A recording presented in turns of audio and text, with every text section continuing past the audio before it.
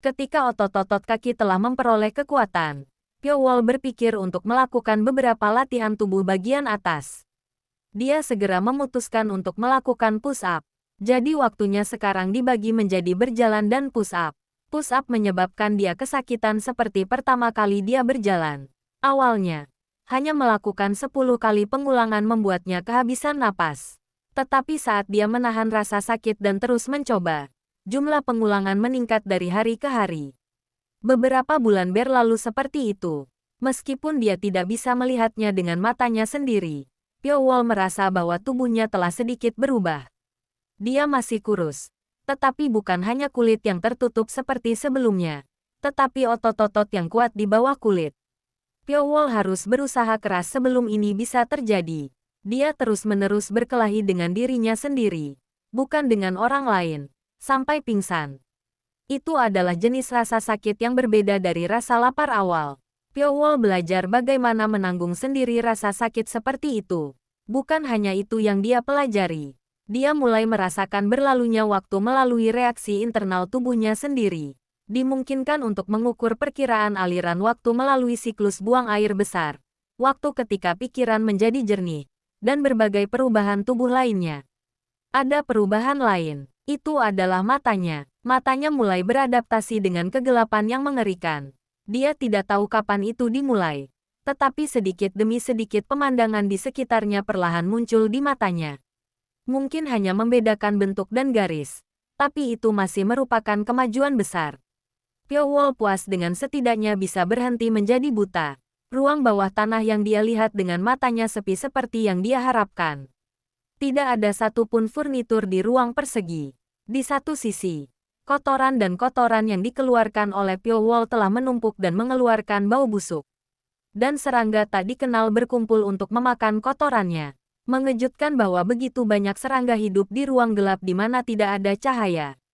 Pyo Wol melihat segerombolan serangga dari kejauhan. Jika dia melihat pemandangan seperti itu sebelum datang ke sini, dia akan merasa jijik dan ketakutan. Tetapi sekarang dia tidak merasakan apa-apa. Isolasi dalam kegelapan menguras emosinya, dan kemampuannya untuk merasakan ketakutan tampaknya telah terbunuh. Pergelangan tangannya tiba-tiba kesemutan. Terkejut dengan rasa sakit seperti ditusuk jarum, Pyo Wol menatapnya dan melihat seekor ular kecil menggigit pergelangan tangannya. Itu adalah ular kecil dengan mata yang rusak seperti serangga lainnya. Ular itu segera melingkarkan seluruh tubuhnya di pergelangan tangan Pyo Wol dengan gigitan yang kencang. Mendesis. Pyo Wol berusaha menyingkirkan ular itu segera. Tetapi pada saat itu, matanya tiba-tiba menjadi merah, dan panas yang hebat memenuhi kepalanya. Racun. Itu adalah pikiran terakhir yang dia miliki sebelum Pyo Wol kehilangan kesadaran.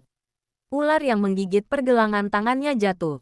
Ular itu merangkak menjauh dari Pyo Wol dan kembali bersama serangga lainnya. Makanan yang bisa dimakan ular jauh di bawah tanah sangat terbatas. Bagi ular kecil, serangga adalah satu-satunya sumber makanannya.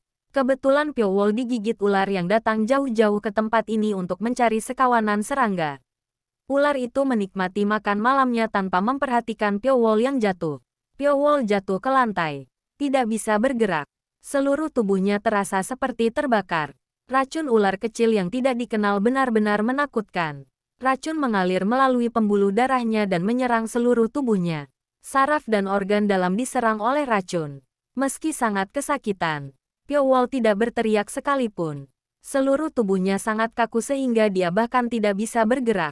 Mata Pyo Wol terbuka lebar karena kesakitan yang luar biasa. Matanya merah seolah darah telah menyembur kemana-mana dan dia akan menumpahkan darah.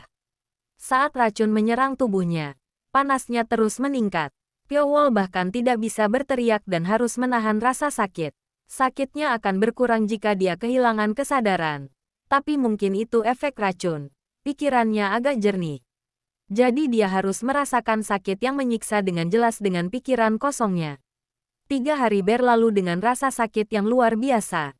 3 hari terakhir terasa lebih menyakitkan dan lebih lama daripada saat dia dikurung di ruang bawah tanah. Bagian tubuh Pyo Wol yang berbeda patah saat dia menahan rasa sakit dengan mengatupkan giginya. Sudah hampir 3 hari setelah kelumpuhan itu hilang. Mabiga, mati rasa yang mengikat tubuhnya seolah-olah itu bohong dilepaskan. dan panas di tubuhnya menghilang. Pada akhirnya, dia memenangkan pertempuran melawan racun. Dia berhasil mempertahankan hidupnya, tetapi hasilnya tidak datang dengan mudah. Dia mengatasi racun itu, tetapi sebagian besar organ dalam, otot, dan sarafnya rusak. Dia akan pulih ke keadaan semula seiring waktu. Dia tidak memiliki energi untuk bergerak sekarang, tetapi dia memaksa dirinya sendiri untuk bergerak. Pyo-wol merangkak menuju satu-satunya pintu yang menuju keluar. Sepiring makanan diletakkan di depan gerbang besi. Mulutnya kering dan dia tidak bisa merasakan rasa apapun. Tetapi dia harus makan sesuatu untuk bertahan hidup. Pyo-wol merangkak seperti ular yang meracuninya. Setelah merangkak sebentar, Pyo-wol, yang baru saja mencapai gerbang besi, buru-buru meletakkan wajahnya ke piring. Saat dia menjilat makanannya, Pyo-wol bergumam, "Aku tidak akan mati, apapun yang terjadi." Matanya sekarang merah terang dalam kegelapan. Pyo-wol melirik ular yang lewat di dekatnya. Itu adalah orang yang bertanggung jawab untuk menggigit pergelangan tangannya. Dia hampir mati karena racun ular itu. Tapi dia tidak merasakan permusuhan. Reptil dingin adalah yang pertama menetap di ruang bawah tanah ini lebih awal darinya. Jika ada, Pyo-wol adalah orang yang mengganggu. Pyo-wol tidak terlalu membenci atau takut pada ular karena ia melakukannya untuk bertahan hidup. Ular itu harus menggigit agar bisa hidup. Ular itu menyembelih seekor serangga besar di sudut tempat Pyo-wol biasanya menyimpan kotorannya. Sementara matanya perlahan beradaptasi dengan kegelapan, dia belum pernah melihat sejelas sekarang. Tampaknya beberapa perubahan telah terjadi di dalam tubuhnya ketika dia bertarung melawan racun yang menembusnya. Apakah ini toleransi racun? Dia telah mendengar cerita tentang orang-orang yang menjadi lebih kuat karena bertahan hidup setelah diracun sebelumnya. Pyo-wol berpikir bahwa itu akan terjadi pada dirinya sendiri. Masalahnya adalah dia tidak hanya mendapatkan resistensi terhadap racun. Beberapa perubahan juga terjadi di tubuhnya. Tampaknya racun itu memiliki efek sinergis dan memengaruhi penglihatannya. Hanya ada satu cara untuk mengkonfirmasi tebakannya. Pyo-wol menangkap tubuh ular yang sedang memakan serangga dan kembali ke tempat semula. Ular yang ditangkap segera membuka mulutnya lebar-lebar dan menancapkan taringnya di punggung tangan Pyo-wol. Efeknya langsung terasa. Dia bisa merasakan panas naik dari punggung tangannya. Itu cukup bukti bahwa racun sudah mulai menembus tubuhnya. Pyo-wol bersiap untuk rasa sakit dengan menggertakkan giginya. Memiliki ketahanan terhadap racun tidak mengurangi rasa sakit sama sekali. Seperti yang diperkirakan Pyo-wol, dia bisa merasakan rasa sakit yang luar biasa di tempat gigitan ular itu. Panas terik mengalir melalui nadinya seolah-olah mencoba membakar seluruh tubuhnya. Itu menyakitkan. Dia hampir menyesali keputusannya, tapi rasa sakitnya lebih tertahankan daripada yang dia kira. Gigitan pertama membuatnya lumpuh total, sedangkan gigitan kedua tidak. Tentu, itu masih menyakitkan, tapi dia masih bisa menahannya. Ketika satu hari berlalu, rasa sakit mulai benar-benar hilang. Pyo-wol segera yakin bahwa dia akhirnya mengembangkan toleransi racun. Itu mungkin hanya untuk jenis racun tertentu, tetapi jelas bahwa dia memiliki senjatanya sendiri yang tidak diketahui orang lain. Penglihatannya juga tampak sedikit lebih jelas. Oke, untuk pertama kalinya, senyum menghiasi bibir Pyo-wol. Itu adalah senyum pertama yang dia buat setelah dikurung di ruang bawah tanah. Setelah itu, perubahan lain terjadi dalam rutinitas harian Pyo-wol. Sekali sehari dia membiarkan ular itu menggigit pergelangan tangannya. Dia tahu bahwa tubuhnya telah mengembangkan toleransi. Tetapi Pyo-wol tidak pernah berniat untuk puas dengan levelnya saat ini. Dia menginginkan kekebalan yang lebih sempurna. Jadi dia berulang kali membiarkan dirinya digigit ular setiap hari. Ia juga mengamati perilaku ular tersebut. Ular kecil dengan mata rusak adalah satu-satunya makhluk cerdas di ruang bawah tanah, selain Pyo-wol. Ketika dia menatap apa yang dilakukan ular itu, dia dapat melihat ular itu memutar kepalanya. Baemi, ular adalah pemburu yang luar biasa. Ia bisa mendekati mangsanya tanpa mengeluarkan suara dan langsung membunuhnya. Diam-diam menyembunyikan kehadirannya sehingga bahkan serangga yang waspada tidak akan menyadarinya. Kadang-kadang, akan ada serangga yang memperhatikan penampilan ular, dan ketika itu terjadi, ia mengeluarkan teriakan khas, mencuci. Kemudian, gerakan cacing mengeras seperti kebohongan. Ganhok Denjangel. Sis, Ulem Solilel. Beole Delui. Ia dapat melumpuhkan mangsanya dengan menggunakan suara. Namun meski begitu, ular itu tidak serakah. Itu tidak membuat kesalahan dengan mengintimidasi serangga di sekitarnya dan mengusir mereka. Penampilan ular seperti itu menarik minat Pyo-wol. Jadi selain mendedikasikan waktunya untuk melatih staminanya, Pyo-wol juga akan datang dan mengamati ular itu. Bagi Pyo-wol, menonton ular adalah satu-satunya sarana hiburannya. Pyo-wol tanpa sadar jatuh cinta dengan gerakan ular itu. Untuk meningkatkan kekuatannya, dia mencoba meniru gerakan ular saat dia berjalan di sekitar ruangan. Dia berlatih mencoba untuk menavigasi melalui kegelapan tanpa suara atau kehadiran. Hari-hari berlalu dengan cepat dengan dia melakukan hal yang sama berulang-ulang. Rutinitas Pyo-wol terdiri dari makan makanan yang disajikan, mengamati ular, dan melatih tubuhnya. Pyo-wol harus terus-menerus mengulangi ketiga tindakan ini agar tidak menjadi gila. Kalau tidak, dia pasti sudah gila. Diliputi rasa sakit yang luar biasa. Makan makanan, melatih tubuh, mengamati dan meniru ular adalah satu-satunya cara untuk menurunkan berat badan. Dalam kegelapan, Pyo-wol sedikit demi sedikit menyerupai ular. Asteris asteris asteris. Dentang, Pyo-wol membuka matanya terhadap getaran yang tiba-tiba itu. Dalam sekejap, ekspresi tidak percaya muncul di wajahnya. Itu karena pintu besi yang membuatnya terkunci di sini untuk waktu yang lama terbuka dengan sendirinya. Pyo-wol berdiri. Tak lama kemudian pintu besi itu terbuka lebar. Tidak ada perbedaan pemandangan antara bagian dalam kamarnya dan bagian luarnya. Kegelapan hitam pekat yang menutupi matanya dan udara lembab yang mengiritasi kulitnya tetap ada. Pyo-wol keluar dari gerbang besi dan melihat sekeliling.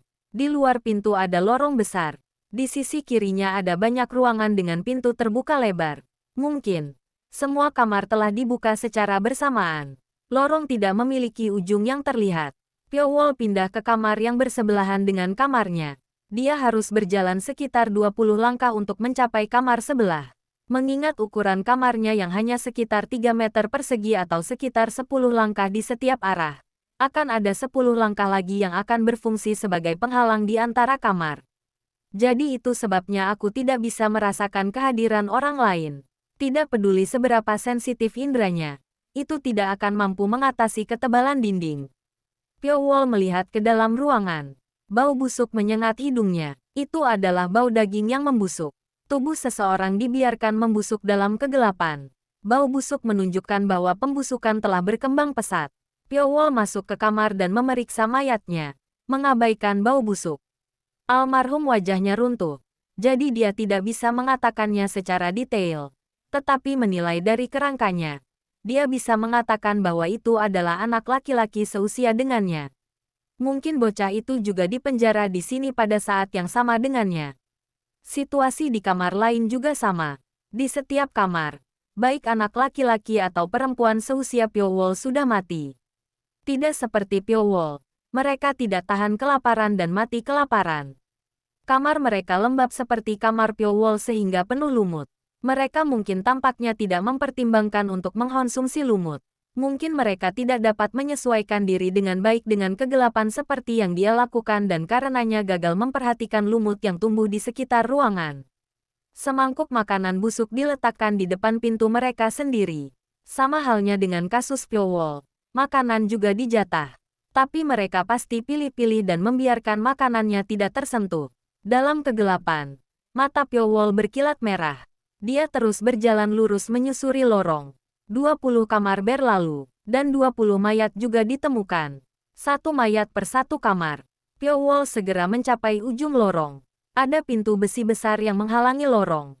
Gerbang besi itu jauh lebih tebal dan lebih besar dibandingkan dengan yang menghalangi kamar mereka. Baut gerbang juga dicabut. Pyo-wol mendorong pintu dengan keras dan gerbang besi yang menjulang tinggi itu terbuka perlahan. Di luar gerbang besi, lorong yang sama tempat Pyo-wol dipenjarakan berlanjut.